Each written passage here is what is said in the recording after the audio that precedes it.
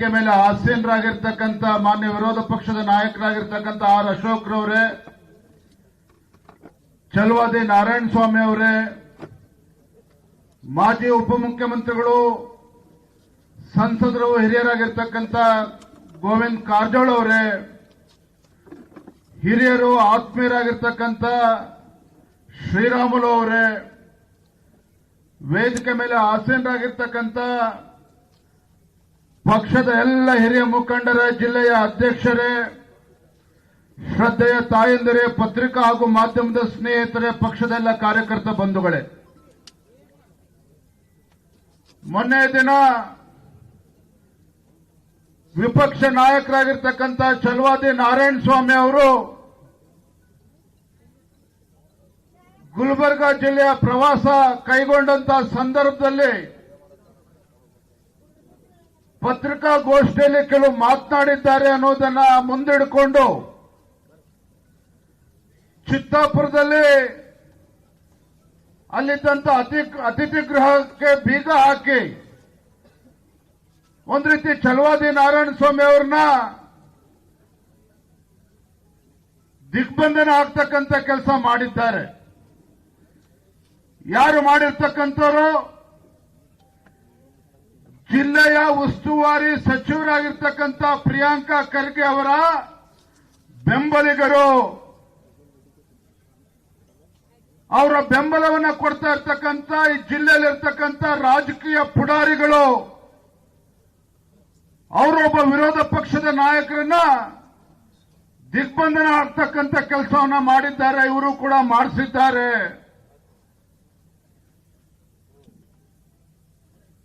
ಅವತ್ತು ನಡೆದಿರ್ತಕ್ಕಂಥ ಘಟನೆಯನ್ನ ನೋಡಿದಾಗ ನನಗೆ ಪ್ರಿಯಾಂಕಾ ಖರ್ಗೆ ಅವರ ಬಗ್ಗೆ ನನಗೆ ಕೋಪ ಬರಲಿಲ್ಲ. ಪ್ರಿಯಾಂಕಾ ಖರ್ಗೆ ಅವರ ನಡವಳಿಕೆ ಬಗ್ಗೆ ನನಗೆ ಸಿಟ್ಟು ಬರಲಿಲ್ಲ. ಅದರ ಬದಲಾಗಿ ಮುರುಕ ಹುಟ್ಟುತ್ತಿತ್ತು ಪ್ರಿಯಾಂಕಾ ಖರ್ಗೆ ಅವರ ಬಗ್ಗೆ. ಏನು ಸ್ವಾತಂತ್ರ್ಯ ಬಂದಾಗಿನಿಂದ ರಾಜ್ಯವನ್ನ, ದೇಶವನ್ನ ಸುದೀರ್ಘವಾಗಿ ಆಡಳಿತ ನಡೆಸಿರ್ತಕ್ಕಂಥ ಕಾಂಗ್ರೆಸ್ ಪಕ್ಷದವರು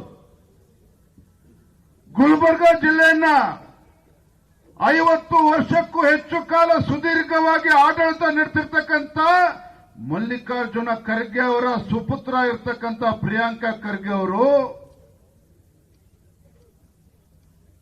ಇಂಥ ಮಟ್ಟಕ್ಕೆ, ಕೀಳ್ಮಟ್ಟಕ್ಕೆ ಇಳಿದ್ರಲ್ಲ ಅಂತ ಪ್ರಿಯಾಂಕಾ ಖರ್ಗೆ ಬಗ್ಗೆ ಇವತ್ತು ನನಗೆ ಮರುಕ ಹುಟ್ಟಿದೆ. ನಾನು ಮೆಚ್ಕೊಳ್ತಾ ಇದ್ದೆ ಪ್ರಿಯಾಂಕಾ ಖರ್ಗೆ ಅವ್ರನ್ನ. ಸತತವಾಗಿ ಶಾಸಕರಾಗಿ, ಸಚಿವರಾಗಿ, ಇವತ್ತು ಕೂಡ ಗ್ರಾಮೀಣ ಅಭಿವೃದ್ಧಿ ಸಚಿವರಾಗಿ, ಐಟಿ-ಬಿಟಿ ಸಚಿವರಾಗಿ ಮೆಚ್ಕೊಳ್ತಿದ್ದೆ ಪ್ರಿಯಾಂಕಾ ಖರ್ಗೆ ಅವರನ್ನ. ನಿಮ್ಮನ್ನ ಯಾವಾಗ ಮೆಚ್ಕೊಳ್ತಿದ್ದೆ ಅಂತ ಹೇಳಿದ್ರೆ, ಈ ಭಾಗದಲ್ಲಿ ಸುದೀರ್ಘವಾಗಿ ಆಡಳಿತ ನಡೆಸಿ ಶಾಸಕರಾಗಿ, ಸಚಿವರಾಗಿ ಇವತ್ತು ಕಲ್ಯಾಣ ಕರ್ನಾಟಕವನ್ನ ಅಭಿವೃದ್ಧಿ ಮಾಡುತ್ತಿದ್ರೆ ನಿಮ್ಮನ್ನ ಮೆಚ್ಕೊಳ್ತಾ ಇದ್ದೆ. ಈ ಭಾಗದ ಜನರು ನಿಮ್ಮನ್ನ ಮೆಚ್ಕೊಳ್ತಾ ಇದ್ರು. ಸುದೀರ್ಘವಾಗಿ ಆಡಳಿತ ನಡೆಸಿ ಈ ಭಾಗದಲ್ಲಿ ಅಭಿವೃದ್ಧಿ ಕೆಲಸ ಕಾರ್ಯಗಳನ್ನು ಮಾಡಿ ಈ ಭಾಗದ ಸಾಮಾಜಿಕವಾಗಿ, ಆರ್ಥಿಕವಾಗಿ, ಶೈಕ್ಷಣಿಕವಾಗಿ ಅಭಿವೃದ್ಧಿ ಪಡಿಸಿದ್ರೆ ಪ್ರಿಯಾಂಕಾ ಖರ್ಗೆ ಅವರ ತಾಕತ್ತನ್ನ ಮೆಚ್ಕೊಳ್ತಾ ಇದ್ರು. ನಾನು ಕೂಡ ಮೆಚ್ಕೊಳ್ತಾ ಇದ್ದೆ. ಪತ್ರಿಕಾ ಹಾಗೂ ಮಾಧ್ಯಮದ ಸ್ನೇಹಿತರಲ್ಲೇ ಕೂತಿದ್ದೀರಿ. ಮೊನ್ನೆ ರಾಜ್ಯದಲ್ಲಿ ಇವತ್ತು ಎಸ್ಎಸ್ಎಲ್ಸಿ ಫಲಿತಾಂಶ ಘೋಷಣೆ ಆಯಿತು. ರಾಜ್ಯದ ಎಸ್ಎಸ್ಎಲ್ಸಿ ಪರೀಕ್ಷೆ ಘೋಷಣೆ ಆದ್ರೆ ಗುಲ್ಬರ್ಗಾ ಜಿಲ್ಲೆಗೆ ಎಷ್ಟನೇ ಸ್ಥಾನ ಸ್ವಾಮಿ? ಎಷ್ಟನೇ ಸ್ಥಾನ? ಕೊನೆಯ ಸ್ಥಾನ. ಇವತ್ತು ಕಲಬುರಗಿ ಜಿಲ್ಲೆ ಎಸ್ಎಸ್ಎಲ್ಸಿ ಪರೀಕ್ಷೆಯಲ್ಲಿ ಮಾನ್ಯ ಪ್ರಿಯಾಂಕಾ ಖರ್ಗೆ ಅವರ ತಾಕತ್ತನ್ನ ಮೆಚ್ಕೊಳ್ತಿದ್ದೆ, ಒಪ್ಕೊಳ್ತಿದ್ದೆ. ಸುದೀರ್ಘವಾಗಿ ಆಡಳಿತ ನಡೆಸಿರ್ತಕ್ಕಂಥ ನೀವುಗಳು ಇವತ್ತು ಕಲಬುರಗಿ ಜಿಲ್ಲೆನಲ್ಲಿ ಎಸ್ಎಸ್ಎಲ್ಸಿ ಪರೀಕ್ಷೆ ಫಲಿತಾಂಶ ಬಂದಾಗ ಮೊದಲ ಸ್ಥಾನದಲ್ಲಿ ಏನಾರು ತಂದಿದ್ರೆ ಖರ್ಗೆ ಅವರೇ ನಿಮ್ಮ ತಾಕತ್ತನ್ನ ಮೆಚ್ಕೊಳ್ತಾ ಇದ್ದೆ, ನಿಮ್ಮ ತಾಕತ್ತನ್ನು ಒಪ್ಕೊಳ್ತಾ ಇದ್ದೆ. ಅದನ್ನ ಮಾಡಲಿಲ್ಲ. ಕಳೆದ 2 ವರ್ಷದಲ್ಲಿ ರಾಜ್ಯದಲ್ಲಿ ಕಾಂಗ್ರೆಸ್ ಸರ್ಕಾರ ಅಧಿಕಾರಕ್ಕೆ ಬಂದ ನಂತರದಲ್ಲಿ ಎಷ್ಟು ಸಾವಿರ ಕೋಟಿ ಅನುದಾನವನ್ನ ಜಿಲ್ಲೆಗೆ ತೆಗೆದುಕೊಂಡು ಬಂದಿದ್ದೀರಿ ಪ್ರಿಯಾಂಕಾ ಖರ್ಗೆ ಅವರೇ. ಇವತ್ತು ಉತ್ತರ ಕೊಡಿ ನೀವು, ಉತ್ತರ ಕೊಡಿ ನೀವು. ಕಾಂಗ್ರೆಸ್ ಇವ್ರ ಸರ್ಕಾರ ಇದ್ರ ಯೋಗ್ಯತೆಗೆ ಈ ಜಿಲ್ಲೆಯ ಅಭಿವೃದ್ಧಿ ಕೆಲಸ ಕಾರ್ಯಗಳನ್ನು ಮಾಡೋದಕ್ಕಾಗಲಿಲ್ಲ, ಕಲ್ಯಾಣ ಕರ್ನಾಟಕದ ಅಭಿವೃದ್ಧಿ ಕೆಲಸ ಮಾಡೋದಕ್ಕಾಗಲಿಲ್ಲ. ಕಲ್ಯಾಣ ಕರ್ನಾಟಕ, ಹೈದರಾಬಾದ್ ಕರ್ನಾಟಕಕ್ಕೆ ವಿಶೇಷ ಸ್ಥಾನಮಾನ ತಂದುಕೊಡ್ತೇನೆ ಅಂತೇಳಿ ಇವತ್ತಿಗೂ ಕೂಡ ಈ ಭಾಗದಲ್ಲಿ 15,000ಕ್ಕೂ ಹೆಚ್ಚು ಉಪನ್ಯಾಸಕರನ್ನ ಆಯ್ಕೆ ಮಾಡತಕ್ಕಂತ ಯೋಗ್ಯತೆ ಈ ಕಾಂಗ್ರೆಸ್ನವ್ರಿಗಿಲ್ಲ. ಇವತ್ತಿವರು ತಾಕತ್ತನ್ನ ಮಾಡ್ತಾರೆ, ಪ್ರಶ್ನೆನ ಮಾಡ್ತಾರೆ. ಇವತ್ತು ಭಾರತೀಯ ಜನತಾ ಪಾರ್ಟಿಯನ್ನ ಪ್ರಶ್ನೆ ಮಾಡ್ತಾರೆ. ನಾನು ಇವತ್ತು ವೇದಿಕೆ ಮೂಲಕ ಜಿಲ್ಲೆಯ ಉಸ್ತುವಾರಿ ಸಚಿವರು ಪ್ರಿಯಾಂಕಾ ಖರ್ಗೆ ಅವರಿಗೆ ನಾನು ಒಂದು ಮಾತನ್ನ ಕೇಳಲಿಕ್ಕೆ ಇಷ್ಟಪಡ್ತೇನೆ. ಏನು ಮೊನ್ನೆ ದಿನ ಛಲವಾದಿ ನಾರಾಯಣಸ್ವಾಮಿ ಅವರ ಮೇಲೆ ದಬ್ಬಾಳಿಕೆ ಮಾಡ್ತಕ್ಕಂಥ ಕೆಲಸವನ್ನ ನೀವು ನಿಮ್ಮ ಕಾರ್ಯಕರ್ತರು ನಿಮ್ಮ ಪುಡಾರಿಗಳ ಮೂಲಕ ಮಾಡಿಸಿದ್ರಲ್ಲ, ಯಾಕೆ ಛಲವಾದಿ ನಾರಾಯಣಸ್ವಾಮಿ ಅವರು ಒಂದು ಬಡ ಕುಟುಂಬದಿಂದ ಬಂದಿರತಕ್ಕಂಥವ್ರು, ಅದಕ್ಕೋಸ್ಕರ ನೀವು ದಬ್ಬಾಳಿಕೆ ಮಾಡ್ತಾ ಇದ್ದೀರಾ?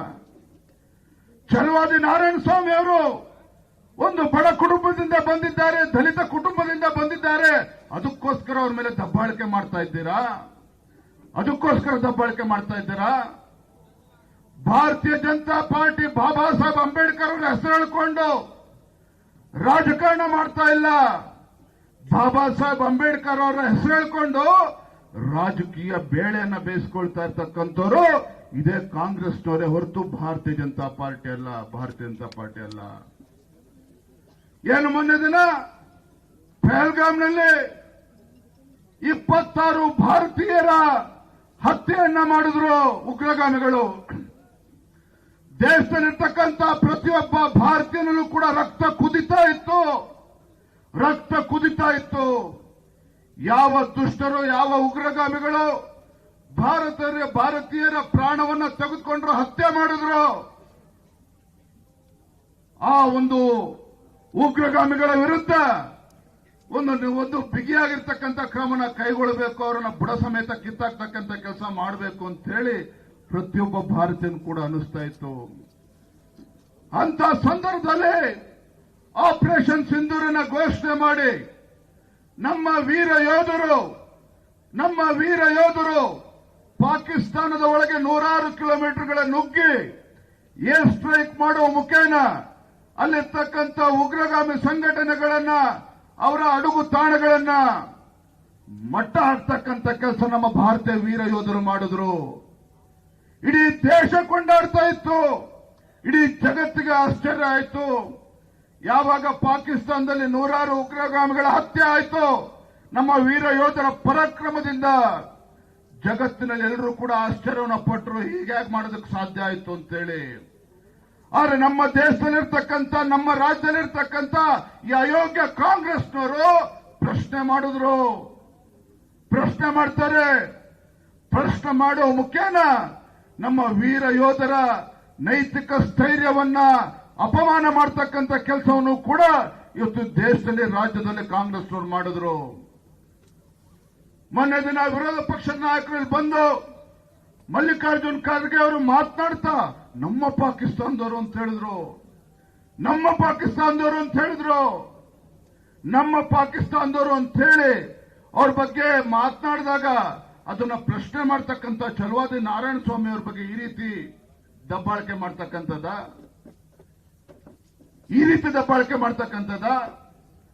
ನರೇಂದ್ರ ಮೋದಿಜಿಯವರ ಬಗ್ಗೆ ಅಪಮಾನ ಮಾಡ್ತೀರಿ.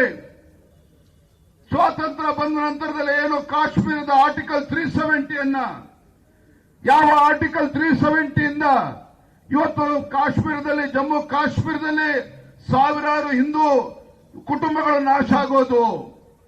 ಯಾವ ಆರ್ಟಿಕಲ್ 370 ಇಂದ ಇವತ್ತು ಕಾಶ್ಮೀರದಲ್ಲಿ ಯುದ್ಧ ಮಾಡಿ ಸಾವಿರಾರು ಯೋಧರು ತಮ್ಮ ಪ್ರಾಣವನ್ನ ಕಳೆದುಕೊಂಡ್ರು?